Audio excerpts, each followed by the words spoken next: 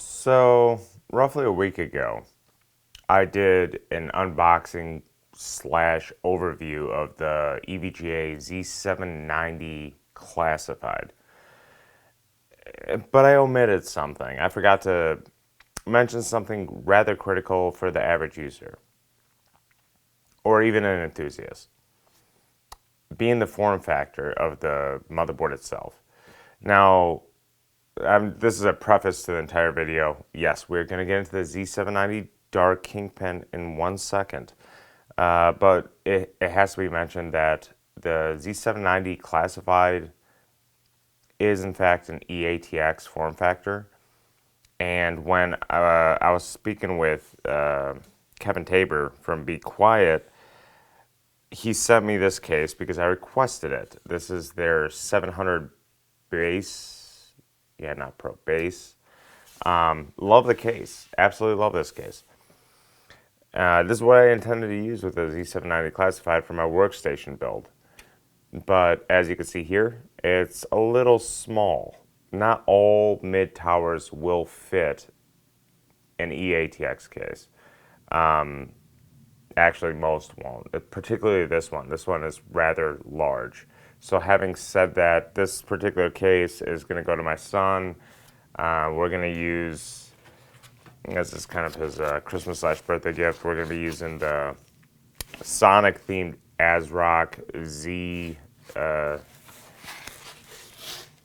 790 board. I don't know if it's a Z790A or Z790Z or...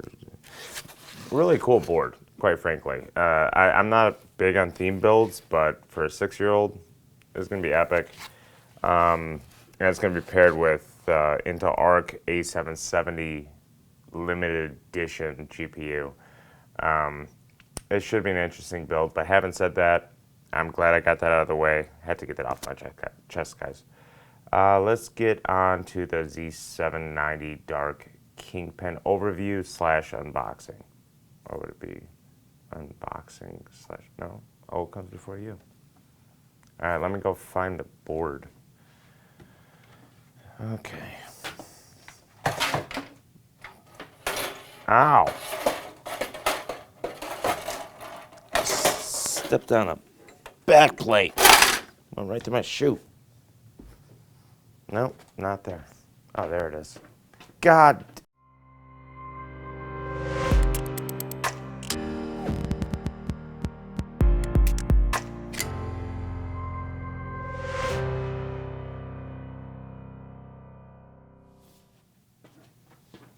All right. Founder. So, here we have it. I'm excited. The EVGA Z790 Dark Kingpin has finally arrived. This one I have not peeked at, unlike the Classified, which I admitted to in the last video. So let's go ahead and just get right into it because I can't wait to fire this thing up. Guys, over the weekend, I likely will do a live stream underwater, just doing base clocks, overclocking, just to get the 13,900 KS dialed in. Oh, I just cut right into the box. I hope that doesn't void my warranty.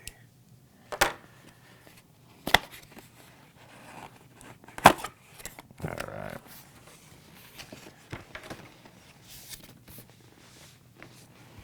These things are always so jam-packed. There we go. Yeah, she's got some weight to her.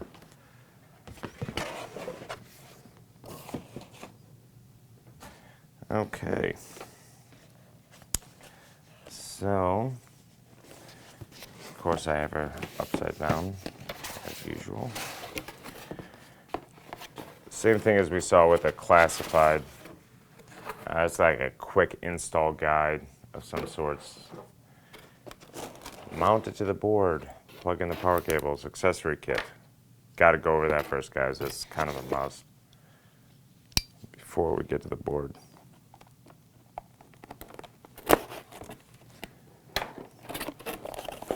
All right, so of course EVGA Wi-Fi Bluetooth antenna.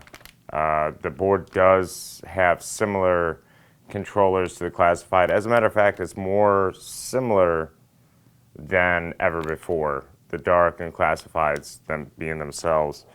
It does have Wi-Fi 6E and Bluetooth 5.2. Of course, we have standoffs, and I'll get to those in a minute. As to what those are used for, motherboard screws, or some kind of screws. It's a screw, that's it.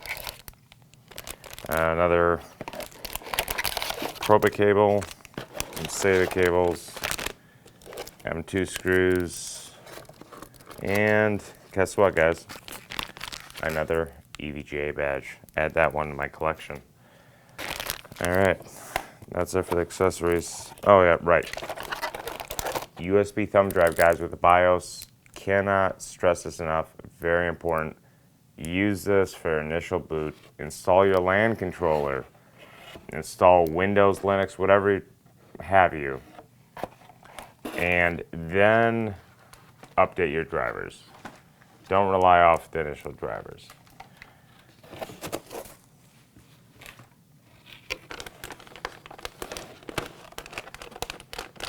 Oh yeah, she's heavy. Now, before I get to the board, every single Dark board that I've owned, well, every Dark board that's been made since its inception, being the naming scheme Dark, comes with this PCB kind of, it's essentially a makeshift bench, but it's rather unique.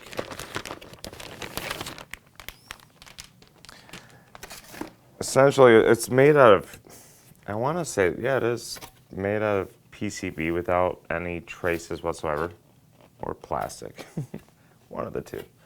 But it shows you the entire layout of the motherboard. Everything from the trace routing, the VRMs, schematics for all the LED lights, all your headers, lane allocation, PCH allocation to the lanes, or CPU allocation to the lanes, all PCI DIMM switches, SATA drives, everything. Everything you need to know about the board on the fly is right here. And it also serves as a test bench, which is what these standoffs are for. If I could find where I put them. Oh, right, that's what those screws are for, too. The ones labeled screws. Couple these together, you got yourself a makeshift bench included in the motherboard kit. Always loved it. Actually use it. All right, let's get to the board, guys.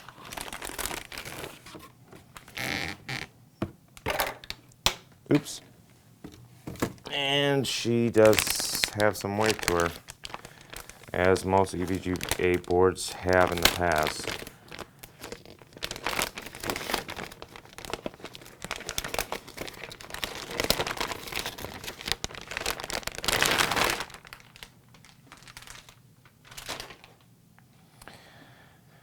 Okay. Sorry, I just gotta look for a second. There she is. The brand new EVGA Z790 Dark Kingpin. This is keep in mind, I've owned several generations of these at this point. Starting with the X299, which of course is an HEDT platform based on an old chipset, but I've always noticed they're making various little changes. Vince and his team, they're redoing the layout, and I'm sure it's for efficiency reasons, for tracing reasons. So let me just take a look at this. Okay. Of course, we have the 90-degree rotated socket. Not uncommon for Dark boards, and it does allow for cleaner tracing and signaling, whether it's from the 24 pins to the 8-pin EPS 12 volt input to the CPU, which all runs through the VRMs. It's all unobstructed from the memory traces. Notice this is a 2-DIMM board, 1 DPC, 1 DIMM per channel. A lot of people ask me this question, why? And now, of course, this board supports up to 64 gigabytes of memory, DDR5 that is. But there's a reason behind this. It is an XOC board, first and foremost. There's no denying that. But at the same time, you could use this as a mainstream high-end board due to its efficiency, if you truly wanted to in a build. The reason that we use 2 DIMM or 1 DIMM per channel, meaning this is still a dual channel board, just 1 DIMM for each channel, not 2 DIMMs for each channel like most mainstream boards, is because it provides cleaner tracing, cleaner signaling, less noise, less interference with signaling leading from the actual DIMMs themselves to the IMC being built into the CPU, the integrated memory controller. So it does allow for much better overclockability on the memory itself. So it's pretty standard practice at this point. But this particular board is 14 layers.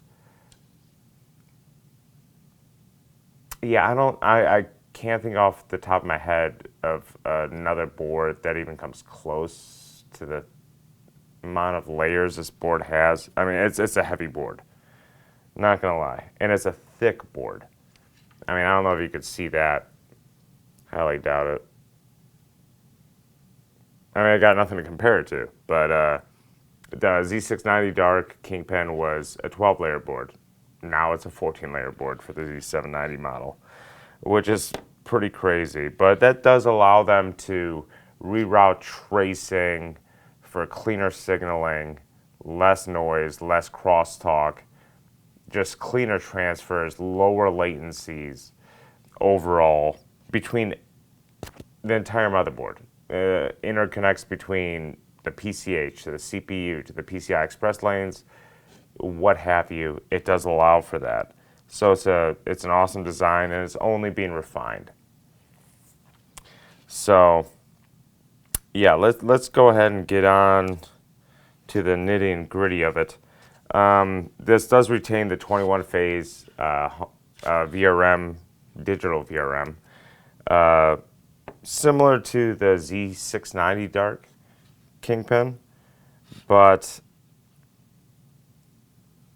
if you really think about it, I mean, that's really all you need. If you have efficient tracing, given a 14-layer PCB, it just becomes more efficient. It doesn't come down to the amount of phases you have in a VRM. It really comes down to the efficiency of the VRM. And I think that, I mean, based off what I've seen, this is more than adequate under LN2. For all of you enthusiasts out there who want to use this for a personal build, more than adequate. You'll find enormous amounts of efficiency with this board and its design. So yeah, let's move on from that. I will get into further detail when I start putting this thing through the ringer, so to speak. But yeah, even underwater, it's totally overkill. There's some boards out there with 24 plus phases with just junk heat sinks and just a terrible layout. It's just, yeah. We'll save that for another video, guys. It's a Saturday morning at 3 a.m. I'm pretty tired. I just want to get through this at this point. But the VRMs themselves are cool. But once again, just like the classified, which I really love, by a finned heatsink.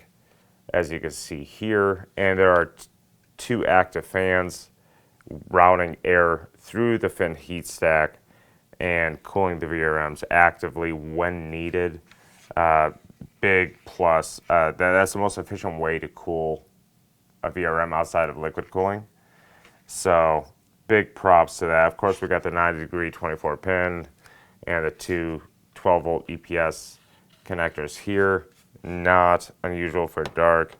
Triple BIOS switch. BIOSes. Not sure exactly how to pronounce that. And of course, you've got your slow-mo switch. This is mainly for LN2. This will decrease it to its base clock frequency for a quick, easy boot outside of cold bug. Safe boot, this essentially just resets your computer directly in a BIOS with the last known settings, which really comes in handy when fine-tuning your system. Clear seamless button. I called this the Q code readout last time, but it's actually, EVGA likes to call it their debug LED. And good for them, because quite frankly, it's far more advanced than most implementations of the Q code LED readout. Allowing 4 digits and hardware monitoring of essentially every major voltage rail on the board and temp sensor on the board at a hardware level to be read out to you right here. Almost as if you have a DMM and a fluke thermometer plugged in directly to your die or connected to your VRMs. A huge benefit. So big props to EVGA for sticking with that. The one thing that surprised me about this board, and just recently because I've never actually seen this board, is it has the same 4 ARGB headers. So if you want to go wild with ARGB, I get it. These are all 5-volt, 3-pin ARGB headers. You have 4 of them to play with. Most boards have 2. Go for it, guys. I mean, it's a dark. It says it right there and right here. Yep. Other than that, you have 2 3-amp pump headers as well as several fan headers. Quite a few of them, actually. Some of them are covered by grommets. Some of them are hidden down here by this plastic shroud. A lot of this is actually metal, which is quite nice.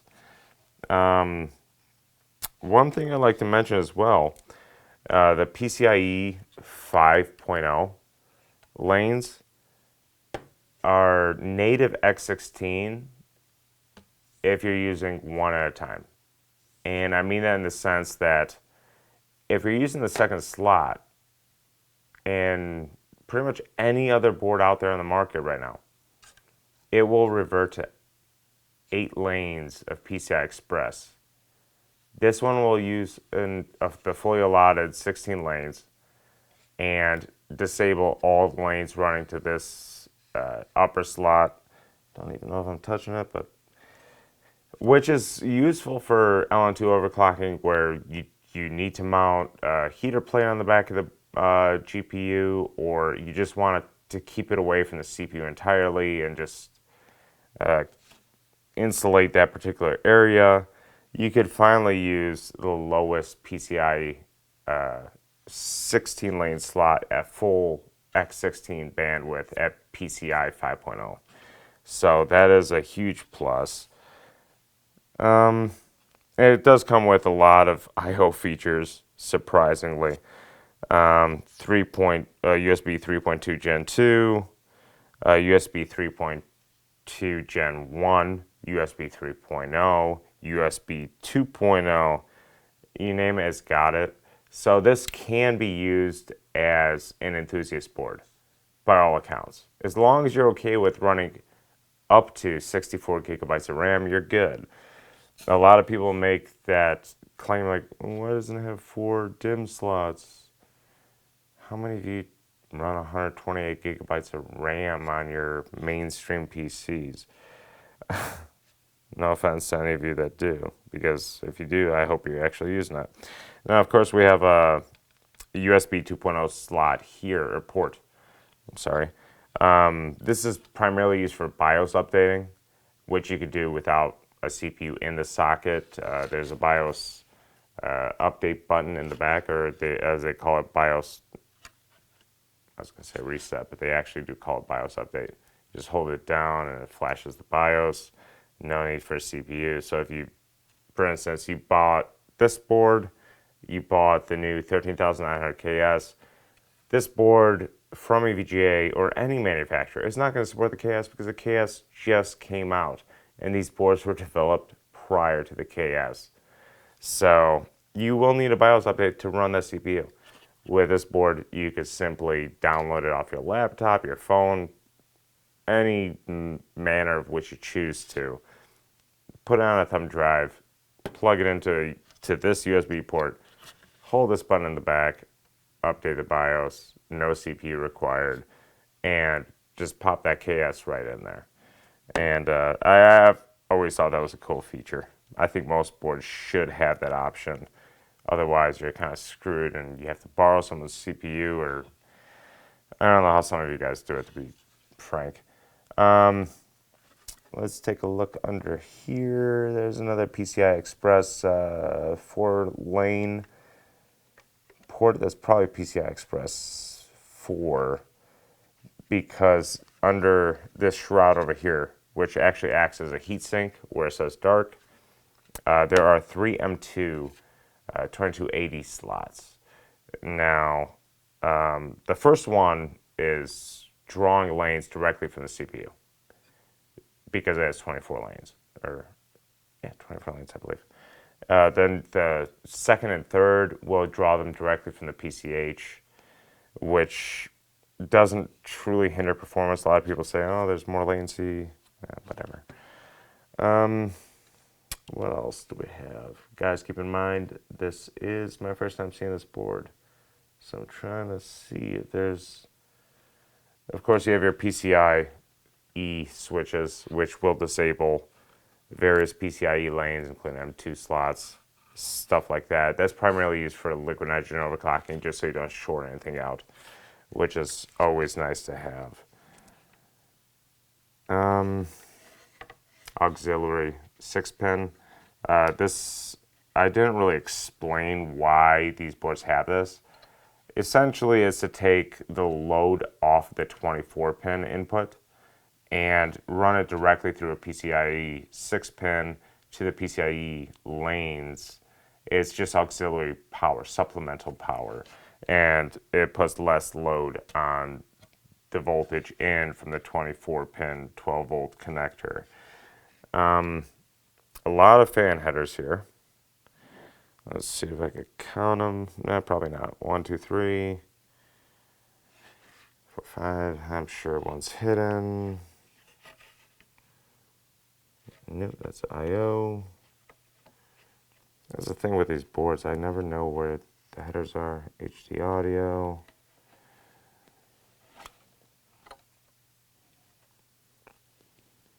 I'm assuming five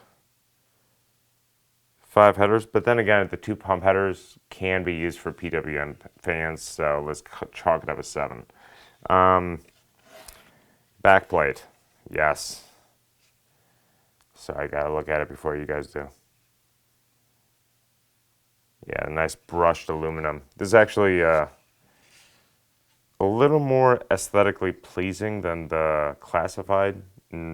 Not this in the classified, but this is a beautiful backplate. They always use this brushed aluminum look. I mean, it is brushed aluminum, but I mean, the look of it just looks so good. Very pretty.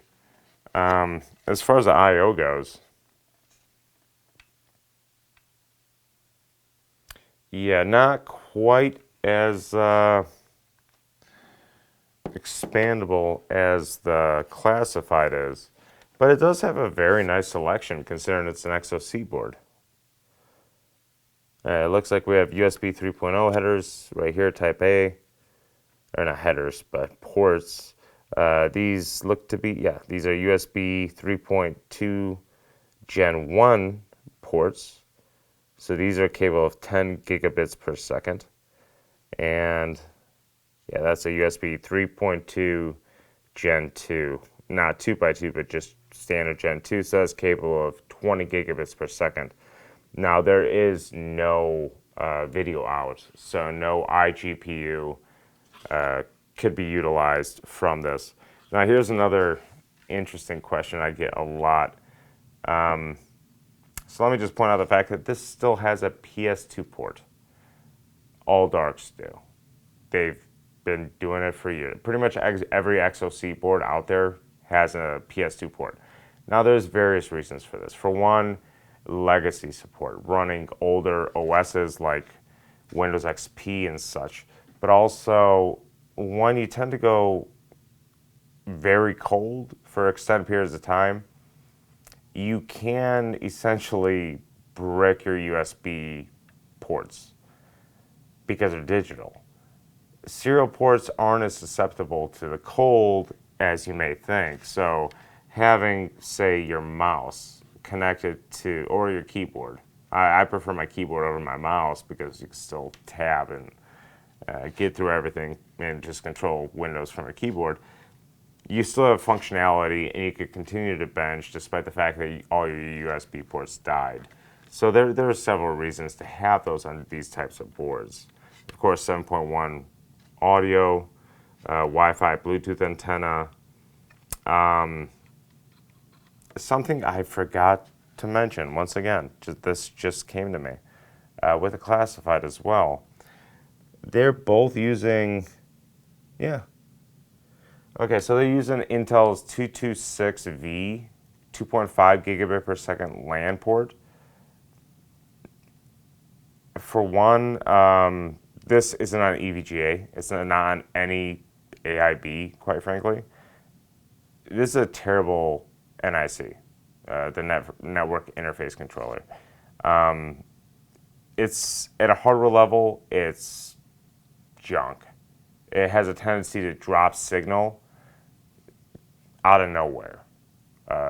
High frequency latency spikes, packet losses. The biggest deal is losing signal, especially for gamers out there. But EVGA did include a Marvel 10 gigabit per second NIC controller, which is quite nice. Those things aren't cheap. So I'm glad they implemented that. But yeah, guys, this is the Z790 Dark Kingpin. I'm looking forward to finally putting this KS to the test. It's a random retail sample. We'll see. I may test it out this weekend, maybe do a live stream, undecided. It depends on time, quite frankly. But it's nice and cool here in the Midwest, so with my custom open loop on the bench setup, that's where we're going to start. And we're going to tune it with some decent SK Hynix A die. I have quite a few memory kits coming. One that's very special to me in particular. Looking forward to that. And yeah, I hope to see you guys soon. And I can't wait to test this board out. Until then, peace.